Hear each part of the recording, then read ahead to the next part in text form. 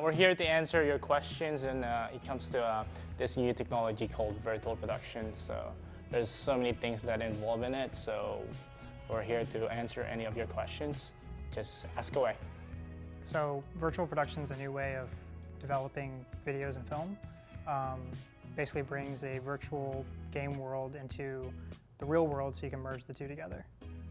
How many 4K? So in total we can place about 3, one on left, one on right, but the entire screen itself is 8K. One of the biggest things is set extensions. To be able to extend the virtual world into the real world or vice versa is like one of the biggest things that sell it, but it also is very precise and you have to be exact with your numbers on where everything goes. I kind of do create, I'm not really an artist, I would say, but I kind of throw them together and like build a set based off pieces that people give me and I find online. I like to say I destroy them, if anything, because we put like, light cards and flags and stuff in the virtual world to basically emulate a virtual set.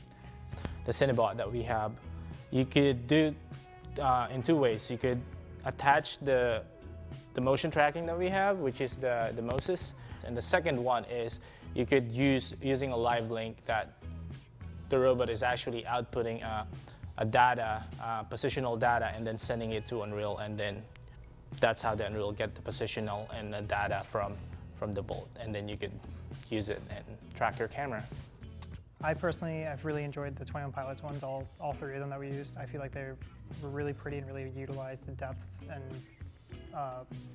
set extension that I talked about.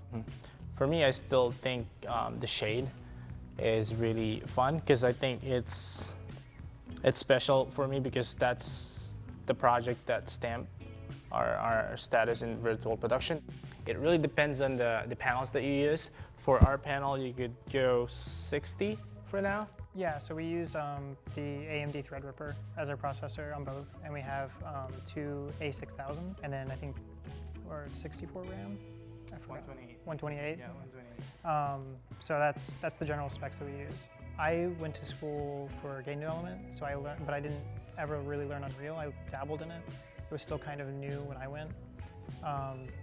So I kind of learned the foundation of game engines and how they work, and then since I came here, I've taught myself Unreal and just kind of based that knowledge off there to build up. It's funny because one of the dream that I want to do is to shoot like a hype video for Atlanta Braves in front of the LED backdrop, because we've been doing a lot of projector backdrop back in like 3 years ago. That's before the LED of Diamond View is. We would shoot a lot in back projection. And I was like, maybe one day we would shoot on LED, because LED is very expensive to rent. So suddenly I got a text from Tim that hey, let's buy some LED panels. And next thing you know, we're building up LED panels like Lego, and I'm like, oh, there is this thing like a virtual production that we could try, and you just need to learn Unreal. So that's the biggest thing. So I started learning Unreal last year, before the pandemic. In the future, it's going to be a lot more fluid. We could have someone in different states piping into it and doing a live action, or and then sending the data to this volume that's being captured, and then there's an animation that's being controlled by that person out there. So I think that's going to be the future. It's going to be an interconnection of this virtual production all around the world to produce one thing. So there might be like an actor for hire somewhere in Paris that needs to just put the suit and then act in a virtual set, and then it's going to be filmed somewhere else in Asia or something like that. So that's one thing. Yeah. So yeah, I hope we answer all of your questions, and I know there's a bunch of questions and there's a lot of answers and a lot of things that goes into virtual production. So hopefully we answer some of those questions and we help you out understand the virtual production. Yeah, see you guys.